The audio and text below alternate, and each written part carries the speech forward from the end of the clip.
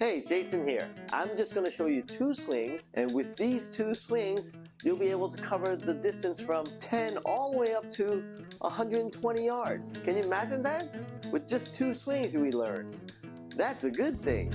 So we're going to try to learn the 10 yards all the way through to 100, and I'm going to show you the easiest way possible.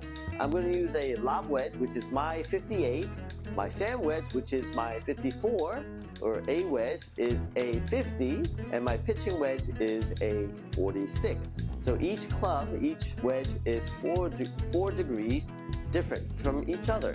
So that way I can just do one swing and change the club and it will go a different distance, and it makes it so much simpler and easier to figure out the distances. Okay, so I'm just going to show you how to do the swing first, and then I'm going to teach you how to use that swing to get the different distances. And I have examples of a student of mine who learned this system, and we worked on it many hours, and now he understands it, and I have proof that he did very well with it. And it's a very simple system, and today we're gonna... Hi, Jason here. I hope you enjoyed my content.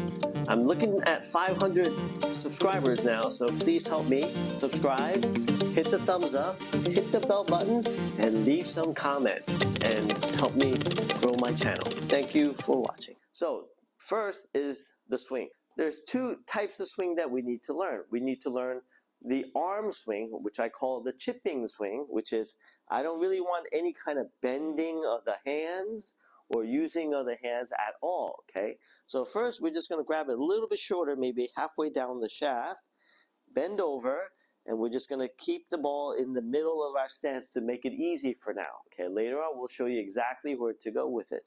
Okay, now, you put the ball in the middle. So I don't have a ball here, but I'm just going to imagine that this tee is the middle of my stance, okay? So it's in the middle, so I'm just going to go to 7 o'clock, which is about here to me, to 5 o'clock. So, okay, this is 6 o'clock, this is 7 o'clock, this is 5 o'clock, 8 o'clock, 4 o'clock, 9 o'clock, 3 o'clock, right? Waist high is about 3 o'clock, knee high is about 8 o'clock, and below the knee is 7 o'clock. Okay, so we know a clock system, right? So this will be 6 o'clock where the ball will be.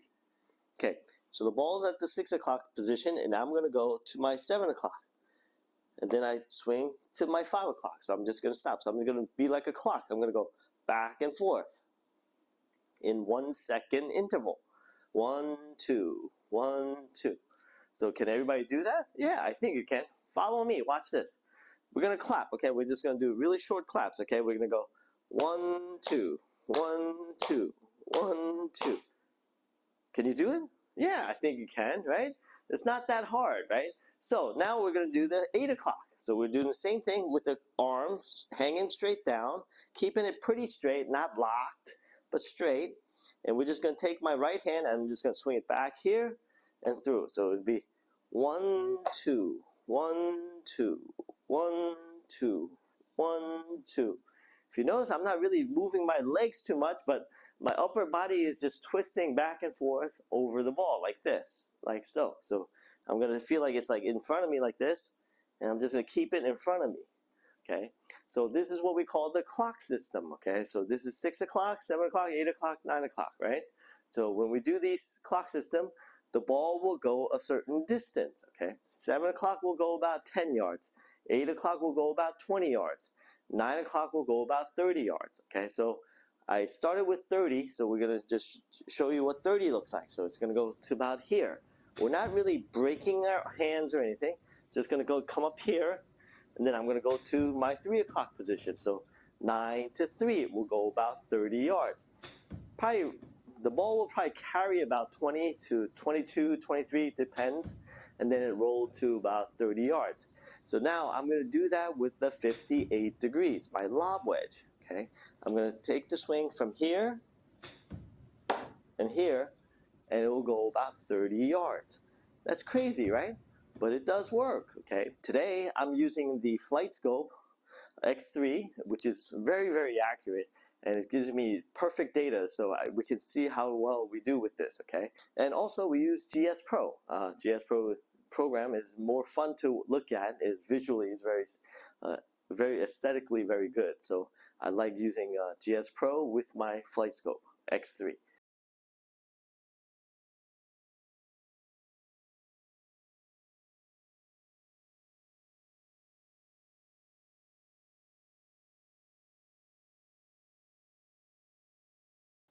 How do I get to 40 yards? Well, I would use my 58 degrees, and then I just do the same basic thing. I go to 9 o'clock and then I just hinge it up. Okay, so this is what I call a 9 o'clock swing, which I want you to practice like 24 hours a day. Every second you have, I want you to practice this, here to here. Okay, so just practice this every day. Like that. Just 9 o'clock cock and just go to there. 9 o'clock cock to go to just past 3 o'clock. That's it. Okay? But again, same rhythm. Okay? So if you think about that rhythm, I just want you to do the rhythm. 1, 2. 1, 2. 1, 2. Like so. Okay? And if you can do that, that ball will go exactly 40 yards. 50 yards. How do I do 50 yards? Well, you do the same thing. You do the same 9 o'clock swing. You get to here at 9 o'clock, and you do it to 3 o'clock with the 54 now, which is my sand wedge, 54. It will go give me 50 yards. Can you imagine that? Almost 10 yards apart it goes. Exactly. Okay, so that's so simple, right? So all you have to do is, just change your club and you do the 9 o'clock swing, and it will go 50 yards. Now, how do I do 60? Let me think. Doesn't take a rocket scientist, but you use your 50, which is my 4 degrees apart 50, which is my gap wedge or A wedge. I use that and do the same 9 o'clock swing again. So boring, right?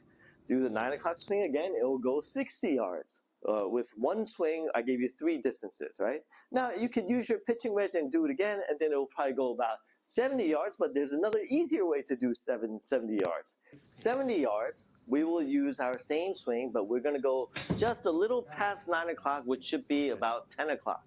So you feel like I always tell my students, say, swing at 9 o'clock and just go a little bit further. And that usually comes out to be 10 o'clock. So I say, just go to 10 o'clock and then go to 2 o'clock, okay? So if you do that, then it will go with the 58, it will go 70 yards, okay? A 10 o'clock swing from here to about 2 o'clock will go to 70 yards. You do the same thing with the 54 and the 50-50, then it will go 80 and 90 yards, okay? Now, what do you do for 100? So what you do for 100 is you take your 50 degrees, and then go to 10 o'clock, just past 9 o'clock, 10 o'clock, and just go a little bit faster up to your almost like your full swing, and go to like 1 o'clock. Instead of 2 o'clock, just go to 1 o'clock. If you go to 1 o'clock, that extra little speed will give you to that 100 yards that you need.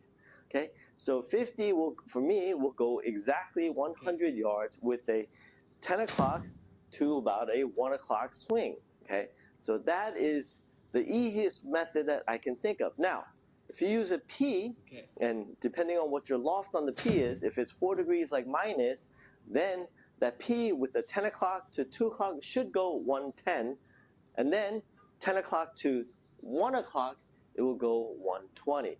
So to me, 10 o'clock to 1 o'clock is a full swing, okay? And 10 o'clock to 2 o'clock is that little bit extra less than what you need to go. So if you notice, the swing will go, just because I went this much further, that picks up that much more club head speed for you automatically, so you don't really have to try.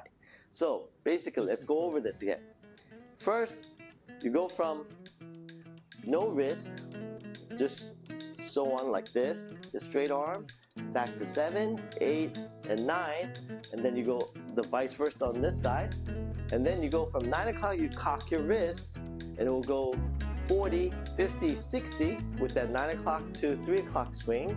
Then you go from 9 o'clock just past it, which is about 10 o'clock, and to 2 o'clock, that will go another 10 more yards, so it'll go from 70, 80, 90, and then from there we just use the 50 degrees to go to 100. We just go to 10 o'clock to 1 o'clock.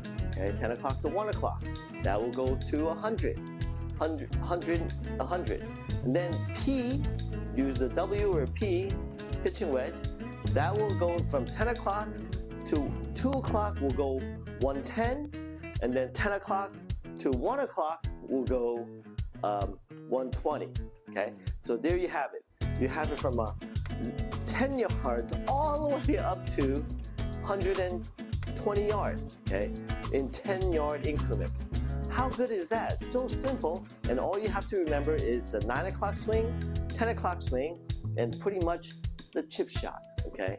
And that's how you gauge the distance. DeChambeau does it, Tiger Woods does it. 90% of the PGA Tour pros use the clock system to gauge their distance so they could have a better short game, okay? If you have a better short game, your scores are going to drop drastically. Dramatically, it's going to go crazy, okay? You're going to be shooting lights out. So get it done, okay? Work on the 9 o'clock swing. That's the easiest swing to work on, and I will consistently work on it for hours and hours and hours, okay? Tiger Woods worked on it for hours. He has a long ago video that his father made him do the 9 o'clock swing, and he hated it, but he loved his dad for it because he got so good at it, okay? So it's a very, very important swing, so learn it and do it, and then after that, it's just the full swing, and you just adjust it that way, okay? Got it?